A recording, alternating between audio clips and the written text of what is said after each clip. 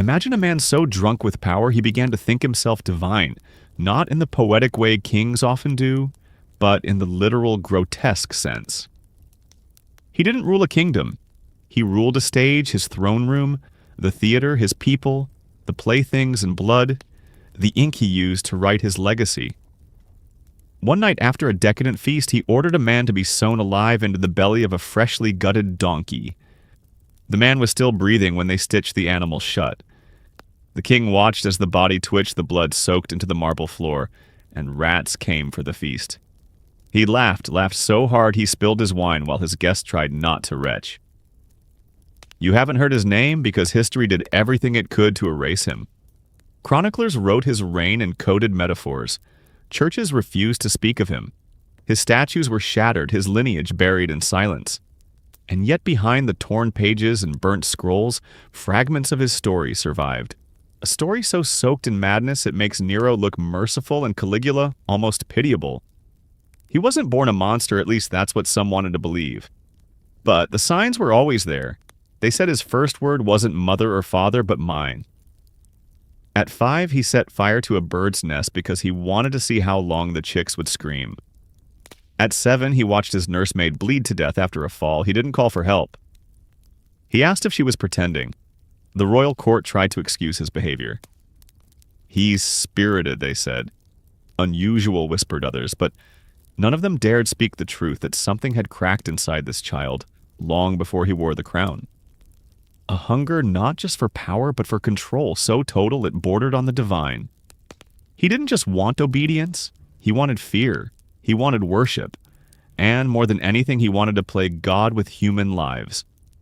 When his father died choked by a poisoned fig at a royal banquet, the boy didn't weep. He simply picked up the crown and placed it on his own head while the body was still warm. He was 15. That night he ordered the fig tree burned and the servants who touched the food buried alive. The roots are cursed, he said. Purge the rot. No one protested. The court had already learned to defy him was to vanish.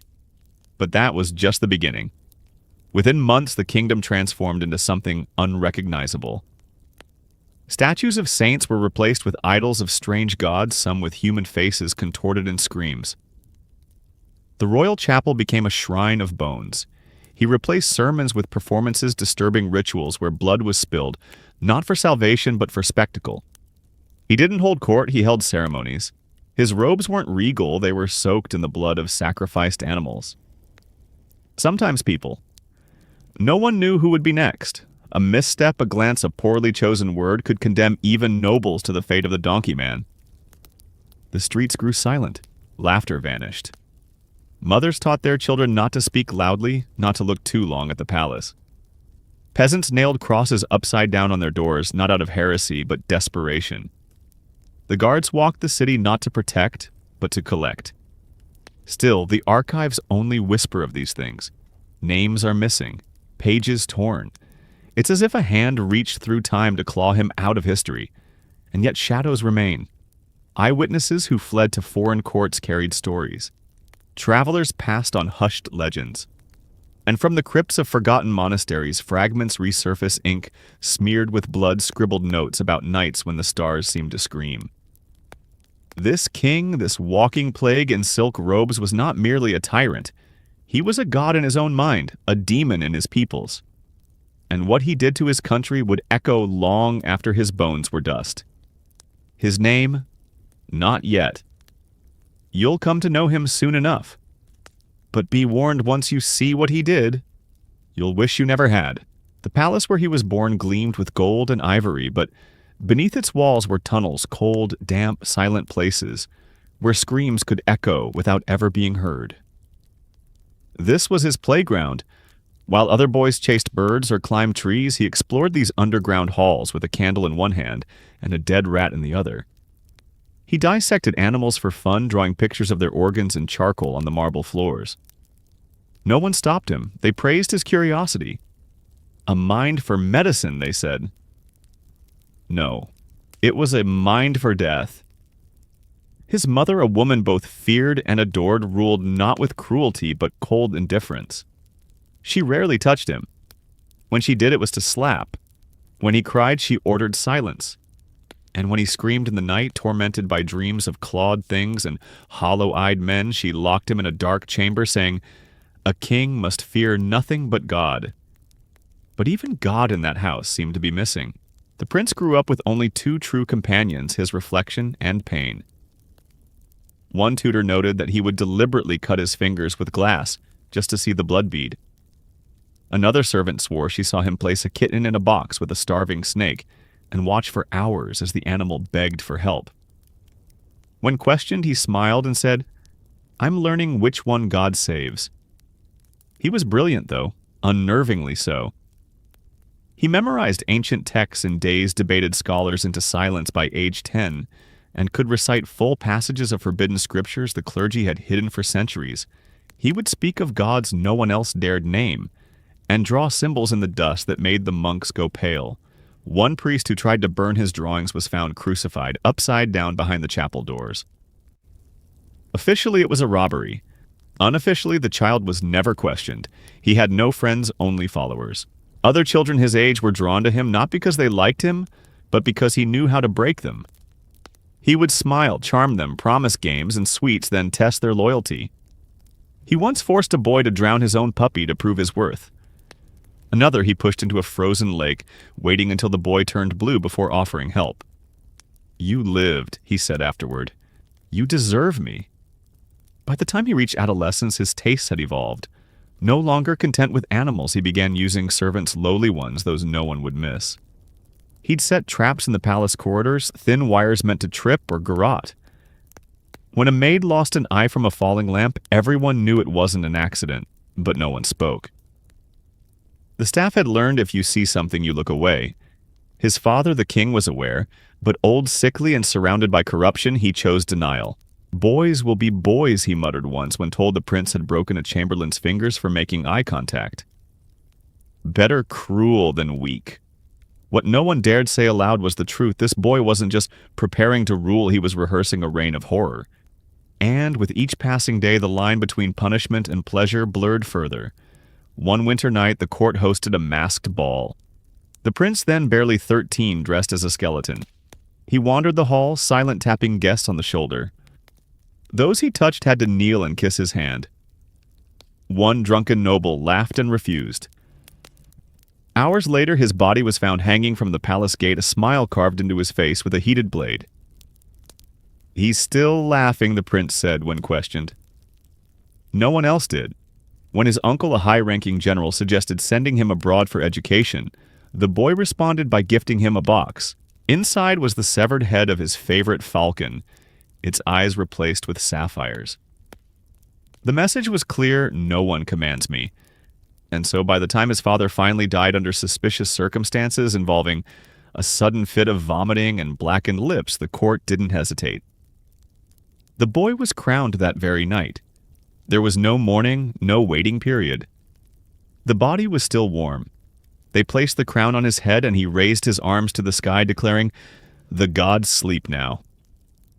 I am the only one awake." Some say the clouds parted that night. Others claim lightning struck a nearby bell tower, igniting it in flame. Whether coincidence or omen, what followed was not just the ascension of a king, it was the birth of a nightmare. He walked into power not with a sense of duty, but with a hunger that had been starving for years. And now nothing could stop it. Not priests, not nobles, not reason, not mercy. The monster had inherited the kingdom, and he would make it scream. The crown did not sit on his head, it sank into it like a dagger slipping into flesh. From the moment he was declared king, the palace changed. The marble floors were scrubbed raw, not to remove dirt, but blood. Rooms were emptied of furniture and filled with mirrors. The royal guards were dismissed and replaced by men with black hoods and no names. He didn't inherit the throne, he devoured it. The death of his father was officially ruled as illness, but the truth smelled of poison. The king had collapsed during a feast, clutching his throat, foaming at the mouth as his eyes rolled back. The boy, now crowned king, remained seated, calmly peeling a pomegranate while everyone else screamed. When the court physician pronounced the death, the prince stood and declared, "The kingdom is cured. Let the celebration begin." 3 days later, half the kitchen staff vanished. The other half were found strung up in the orchard, gutted like pigs, their entrails feeding the soil. The new king said nothing, but the message was clear: loyalty was not enough. He wanted reverence. He wanted terror.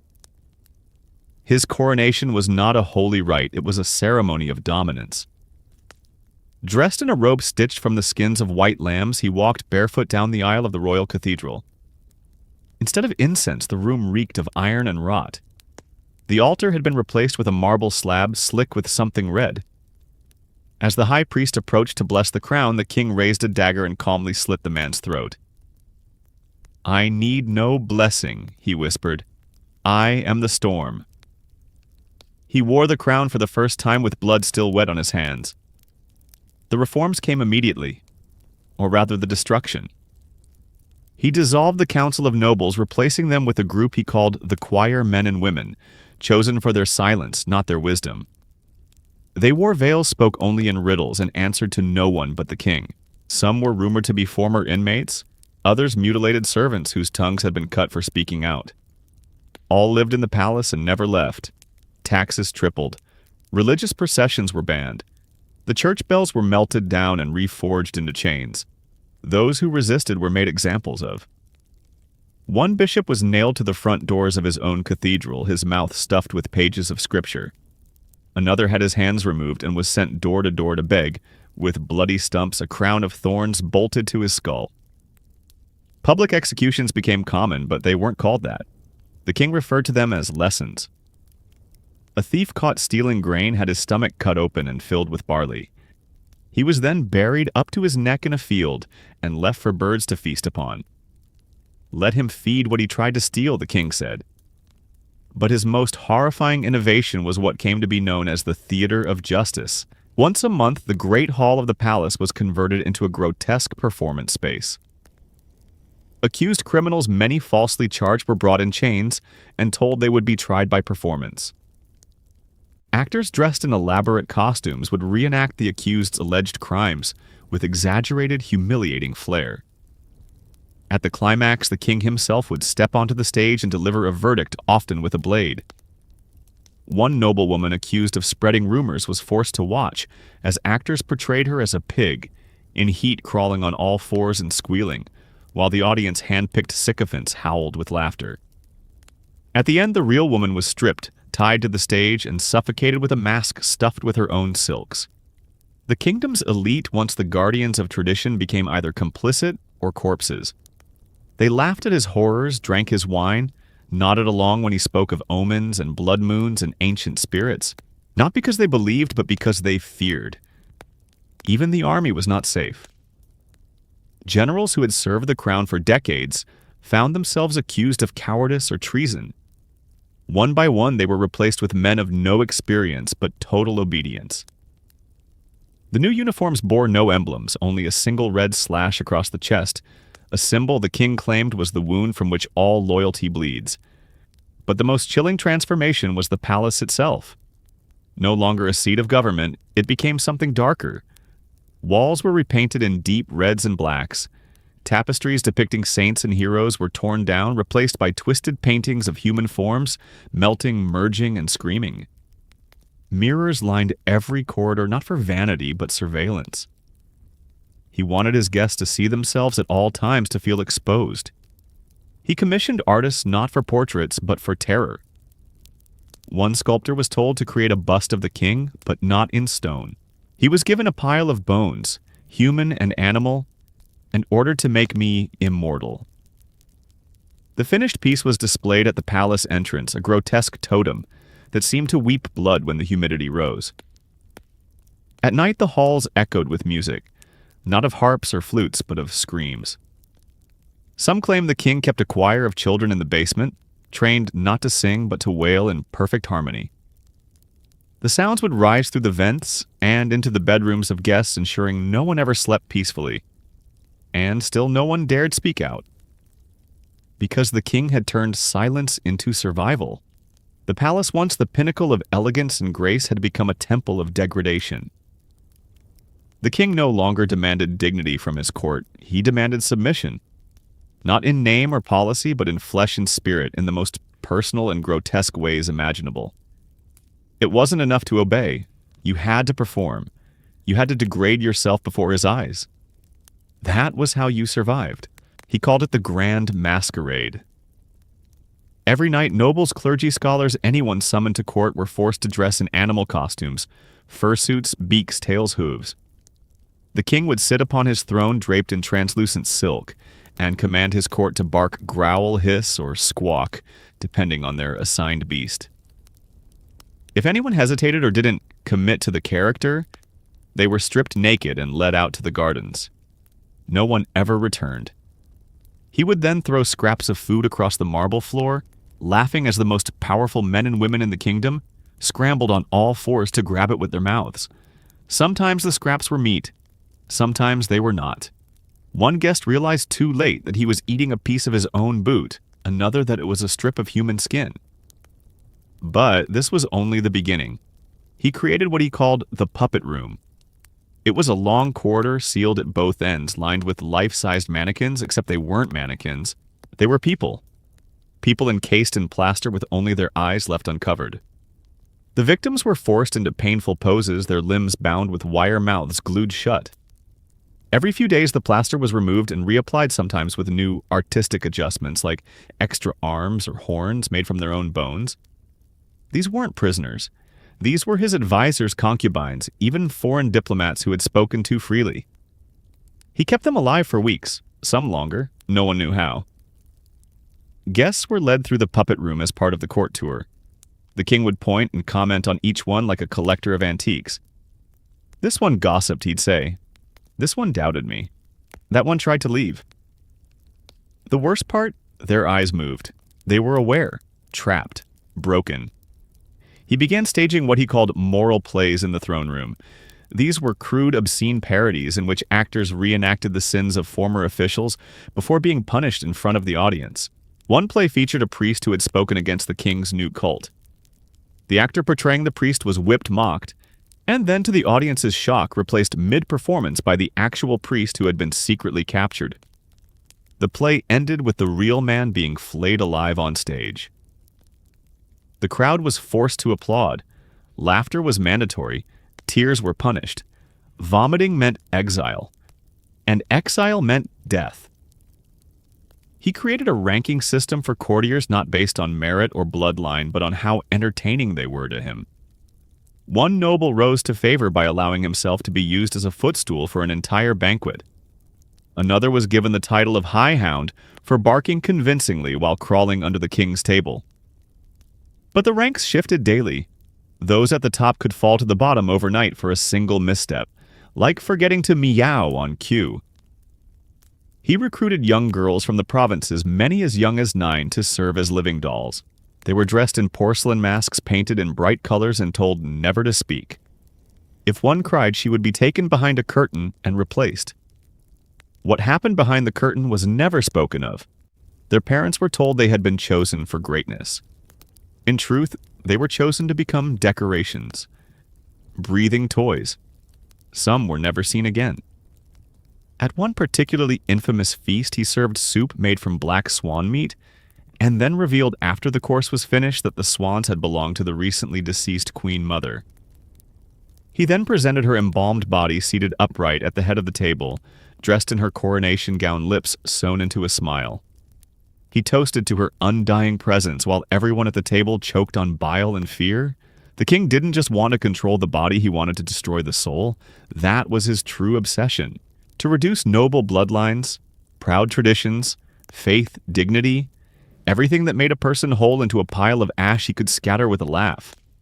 And so the court became a theater of the damned, a carnival of elegant monsters.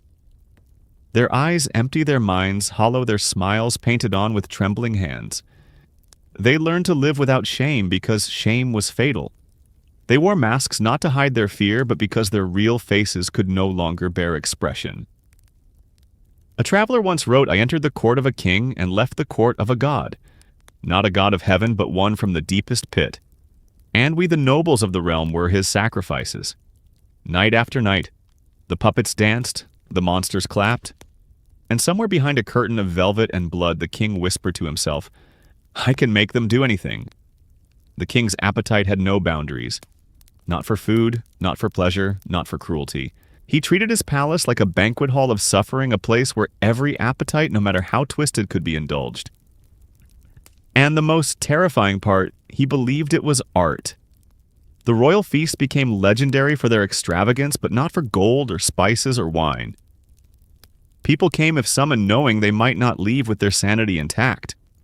Or their lives. The dining tables were built in the shape of a crucifix with the king at the head and his favorites along the arms. The guests were arranged not by title or influence, but by how amusing he found their company. "If you bore me," he once said with a smile, "you'll feed me instead." The meals began like theater beautiful, intoxicating with fountains of honeyed wine and bread as soft as silk. But then the dishes would come. Meats, unidentifiable sauces the color of dried blood fruits, shaped like organs. And sometimes they were organs. One evening he served a delicacy he called the fallen angel. It was a roast of divine meat presented with silver wings and eyes painted shut. After guests had eaten their fill, the king revealed the truth. It was a man. A thief who had been caught stealing royal wine weeks prior. "You said justice should be served," the king laughed. "So I served it." The silence at the table that night was so deep one could hear the sound of teeth grinding against bone. He enjoyed watching people eat the unthinkable. And so he turned it into sport. Each guest was given a goblet of wine, but only one cup held poison. A servant would walk the table slowly pouring. The king would toast to luck, and the feast would begin. As people sipped and watched one another for signs of dread, the room would become a hive of paranoia. Eventually someone would convulse, bleed from the nose, collapse onto their plate. The king would grin and clap like a delighted child. "Wrong cup," he'd sing. But his true pleasure came from pushing boundaries until there were none. One night, the noblewoman seated beside him joked nervously that she couldn't stomach meat. "A leaf eater?" he asked. She nodded politely. He excused himself, stepped away from the table, and minutes later returned with a bowl of greens. "For you," he said. She ate, trembling. Halfway through the bowl, he leaned close and whispered, "I pulled them from the grave of your mother." She vomited onto the floor. He laughed so hard he fell from his chair. The next day, her body was found hanging by her ankles above the palace gates. Her stomach slid open, the greens stuffed back inside. He began inviting foreigners, envoys, merchants, ambassadors to his feast, using their discomfort as fuel. One merchant from the east fainted when he realized his host was carving meat directly off a man who was still alive, nailed to the table. The man didn't scream. He'd had his tongue removed beforehand. The king justified his rituals as purification. He claimed that the flesh of the disloyal could cleanse the faithful, that those who consumed it would be reborn closer to divinity, closer to him. He commissioned chefs to develop new courses of discipline. One dish was a soup made from the bones of executed traitors, boiled for 40 days until the broth turned black. Another was a dessert, molded into the likeness of a child's face, complete with candied eyes that burst with red syrup when bitten. One courtier was seen sobbing as he chewed. Sometimes he dined alone, but not in solitude. He would take prisoners, drug them with hallucinogens, and tie them to chairs around the table. As they trembled and cried, he would serve them food made from human remains, convincing them they were eating themselves. "You are what you eat," he'd whisper again and again, until their minds shattered. And beneath the feasting halls, the dungeons told a darker tale. Below the kitchens in the stone belly of the palace lay a series of rooms known only as the oven. No fire burned there, but the heat of suffering was eternal. Those who displeased the king weren't just killed, they were marinated. Skinned, soaked in vinegar, salted, and left for days in copper basins. Some were still breathing when the chefs came for them. One terrified cook fled the palace and tried to confess to a bishop. Days later, both were found cooked and plated like a wedding roast on the altar of the cathedral. The king arrived personally to preside over Mass that Sunday. He said nothing, only smiled. And what of the children? He called them tasters. Orphans were taken from the streets and brought to the palace, fed scraps, and taught to sample each dish before it reached the guests. If a child hesitated, they were punished. If a child cried, they were removed. If a child died, replaced. There were always more. The king's madness had fused with ritual. His table had become a shrine, his appetite a gospel. He didn't eat to live, he lived to consume. People, power, souls. And every guest, every courtier, every poor soul who sat across from him knew someday, I will be the meal. Some tyrants want power, others want obedience. But he wanted worship, not the symbolic kind reserved for kings or gods in the abstract. No, he wanted people to kneel, weep, and kiss the ground he walked on. To bleed for him, scream for him, die for him, all while thanking him for the privilege. He declared himself divine not in whispers or rituals, but with thunder. At the age of 19, he renamed himself Sanctum Rex Eternus, the Eternal Holy King, and announced that he was not merely a man, but the reincarnation of all gods. Jesus, Dionysus, Horus, Shiva. He claimed he could feel their voices in his blood. My veins, he said, are the strings of heaven, and I am the harp of truth. A new religion was born overnight. He called it Lumen Sanguis, the light of blood. Priests who opposed it were gutted and hung from cathedral spires like grotesque wind chimes. Churches were emptied, their crucifixes replaced with mirror altars and idols that wept red wax. Bibles were rewritten in his image. Psalms were replaced with erotic hymns. Crosses turned upside down, inverted into phallic symbols.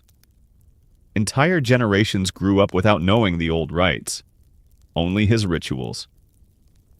At the center of this new religion was the Sanctum Chamber, a cathedral carved beneath the palace, accessible only by a spiral staircase of bone. There, naked worshippers would gather at midnight to chant his name, flagellate themselves with whips of human hair, and drink wine laced with hallucinogens. Orgies followed, and not the kind whispered about in Roman decadence. These were structured, choreographed, filmed, preserved. The king would sit on a throne of fingers and watch as his followers acted out parables of his glory scenes, of incest mutilation, cannibalism dressed as communion. Children played angels, elders crawled as demons. He called them miracles of flesh. The most faithful were rewarded. They were branded with his personal sigil, a spiral sun, with a single bleeding eye and given titles. Apostle of heat, bishop of submission, choir of pain. These chosen ones walked the streets draped in crimson and gold, preaching the king's gospel. Anyone who mocked them disappeared. He began performing miracles to affirm his divinity. One involved raising the dead. During a public ritual, a young boy formally executed for theft was brought out cold and pale. The king laid hands upon him, chanted gibberish, and the boy rose. Gasps rippled through the crowd. Tears, screams. But the boy wasn't resurrected. He had been drugged, paralyzed, and forced into a state of suspended animation. What followed was even worse. The king declared him reborn and forced him to serve as a living symbol of his mercy. The child was kept in a glass coffin, displayed at ceremonies, forced to sing hymns until his voice broke. Eventually, his body was found, his throat slashed. The king claimed it was an act of martyrdom. He chose to return to heaven. He married himself. In a twisted ceremony broadcast across the land, he walked down an aisle of skulls and took a mirror as his bride. No soul is worthy of mine, he declared. Only I may complete me. Then he threw a lavish celebration where guests were forbidden from speaking to each other, only to their reflections. Those who disobeyed were dragged into the garden and buried up to their necks in roses. Their heads became blossoms of betrayal. But his most perverse act of union came months later when he announced a second wedding, this time to a 13-year-old peasant boy. The child was dressed in the preserved wedding gown of the king's long-dead mother face, painted to match her official portrait. The boy said nothing. He couldn't, his mouth had been sewn shut for the ceremony. The wedding night was said to have lasted 3 days. The boy never walked again. The cult spread like plague. Towns were renamed after the king's divine organs, one called heart, another liver, another simply mouth. Citizens were forced to wear masks molded from the king's face. A new calendar was invented. Time itself was bent around his ego. Every year began and ended on his birthday. Seasons were renamed. Instead of spring, it was dawn of his smile. Instead of winter, his coldness descends. Even animals weren't spared. Cats were dressed as angels' dogs, as apostles, and paraded through the streets. Those who failed to bow to them were publicly branded as heretics. He claimed to see the future, or more precisely, create it. One ritual involved choosing a newborn at random, painting symbols on its chest, and declaring it the seed of his rebirth. The child was then buried alive beneath the palace and said to be growing into godhood. Years later, workers digging new tunnels uncovered small skeletal remains curled like a question mark. They told no one. They sealed it back up and left, and through it all the king's sermons grew darker. "Your bodies are soil," he preached, "and I plant pain in you to grow my truth." Crowds wept with ecstasy, or with terror, or both. It didn't matter anymore because in his eyes there were no more people, only offerings. For years the people suffered in silence. They watched their loved ones vanish into the palace and return in pieces or not at all. They endured the king's decrees, giving up their names for numbers, their faith for a parody, their dead for ritual. They whispered in the dark and dreamed of escape, but escape was a fantasy.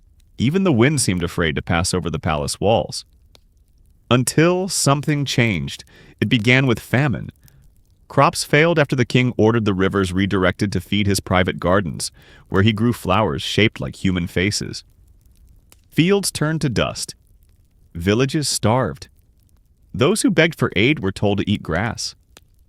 Those who protested were hanged upside down and used as scarecrows' still alive mouths, sewn shut eyes stitched open to watch the crows feast on them. Then came plague. Not the divine kind the king preached against, but real sickness. Rotting skin. Blackened tongues. Corpses piled in city squares. The king called it a holy trial and forbade medical treatment. Instead, he ordered priests to anoint the sick with wine made from his own bathwater. Thousands died in agony, clutching their swollen guts, convinced they were being punished for a sin they didn't understand. And still, the people endured. Until the children began to disappear. At first, it was orphan street rats unnoticed. Then sons and daughters from working families, merchants, even minor nobles. Rumors spread of a ritual, something called the 1,000 Mouths. Children were said to be taken beneath the palace, flayed and molded into statues of worship. Some swore they heard their cries echoing through the sewer grates. Others found teeth, small bloody teeth, embedded in palace mortar-like decoration. That was when fear died, and rage was born. In a village 2 days from the capital, a grieving mother who had lost 3 children carved a sigil into her chest, a spiral with an eye, and marched into the town square. People thought she was mad, but when she set herself on fire and screamed, "He sees all but not this," the crowd erupted. Stones were thrown. A local priest was dragged from his pulpit and fed to pigs. The rebellion had begun. They called themselves the Ash-Blooded. Former soldiers, peasants, mothers, even disillusioned clerics. They tattooed their faces with ash and carried blades dipped in lamb's blood. Their goal was simple: end the reign of the God King. Not through negotiation. Through purification, his own language twisted against him. The king responded with slaughter. Whole towns were razed, their water wells salted, their churches filled with corpses. He unleashed a new guard, the lacrimé soldiers dressed in red, lacquered armor, trained not to fight, but to torment. They crucified infants. They sewed husbands into the bellies of slaughtered cattle and left them in the sun. They forced wives to eat the eyes of their own children. But the Ash-Blooded did not stop. They learned to move like shadows. Strike silently. Poison wells burn grain, meant for the palace slip blades into the throats of priests during sermons. They left symbols behind charcoal drawings of the king's face with the eyes hollowed out. The palace became a fortress of paranoia. Walls were doubled. Guards rotated every hour. Food was tasted 5 times before it reached the king. Mirrors were smashed. He feared his reflection would speak rebellion. He began executing advisors for blinking too fast. He accused his own shadow of conspiracy and ordered it cut from him, forcing his physicians to peel strips of flesh from his back in a failed blood-drenched ritual. He banned his own name from being spoken aloud, insisting it had become too sacred for air. He declared war on concepts. Silence. Forgetting. Even wind. He blamed the wind for carrying traitorous thoughts. So he built walls higher, windows smaller, and executed anyone caught standing near an open door. "Let no breath escape that does not carry praise," he screamed during one of his public breakdowns. But cracks were showing. His sermons lost coherence, rambling, breathless foaming. He'd forget names, repeat phrases. 1 hour he declared love for a concubine. The next he fed her to a pack of wild dogs for smiling too soon. He once ordered a painting of his mother to be married to a statue of himself, and held a feast where guests were forced to toast the union and perform mock childbirths in her honor. Even his cult began to fracture. A group of zealots split, claiming the king had been replaced by a false prophet. They formed their own order, the Bone Crown, and began sacrificing followers to summon the original king's soul back from beneath the palace. He had them rounded up and buried alive in salt pits, but their chants never stopped. You could hear them humming through the stone as you walked the courtyard at night. The people saw all of this, and for the first time they smelled victory. Not hope, not justice, just the end. One night the palace gates were found open. No sign of a breach, no guards, just silence. Inside, hundreds of palace staff lay dead, slumped against walls, throats cut neatly. Servants, guards, priests, even members of the choir, and in blood scrawled on the throne, "You will not feast on us again." No one knew exactly how it happened. There were no great armies at the gates, no final battle etched into legend. The king's reign, which had begun in fire and blood, ended in stillness. An unnatural calm, like the silence before a scream. His palace, once a monument to excess and torment, became a tomb. They found him in his private chapel beneath the throne room, naked, curled in the fetal position, surrounded by mirrors shattered from within. His eyes were gone, plucked or torn out, no one could say. His tongue had been bitten off or cut. One hand clutched a candle stub, the other gripped a piece of parchment covered in smeared ink that read simply, "I saw myself." The autopsy, if one was ever performed, was never made public. His body was not buried, but burned in secret, his ashes scattered across a lake that no longer appears on any map. The cult of Lumen Sanguis was outlawed, its temples razed, its priests hanged and silenced, and all records of the king's deeds were ordered destroyed by decree. And yet some things cannot be buried. In hidden monasteries, forbidden scrolls remain. In forgotten catacombs, walls are stained with portraits of his face, always watching. In whispered lullabies, peasants still mutter fragments of his sermons without knowing their origin. And in certain villages, when a child shows signs of cruelty, elders still say, "Take care. He may be blood of him." No statue of him stands. No book bears his full name. But his horror survives in another way, through omission. A deliberate blank in the lineage of kings. A century that appears shortened. A generation that no one speaks of, because some nightmares are too dangerous to remember. And this king, this degenerate self-made god, was a nightmare given flesh. Not every monster lives in the dark. Some sit on thrones, some smile through gilded teeth, and some convince the world that their hunger is holiness.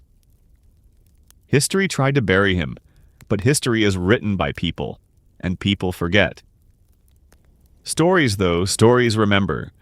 If this haunting tale unsettled you, share it. Let the silence end. Let the truth resurface. Because when we forget the monsters of the past, we leave the door wide open for new ones to rise. Subscribe for more disturbing truths the world tried to erase. And remember, not all evil is lost to time. Some of it is just waiting to be rediscovered. Thanks for watching. Stay awake, stay wary, and stay human.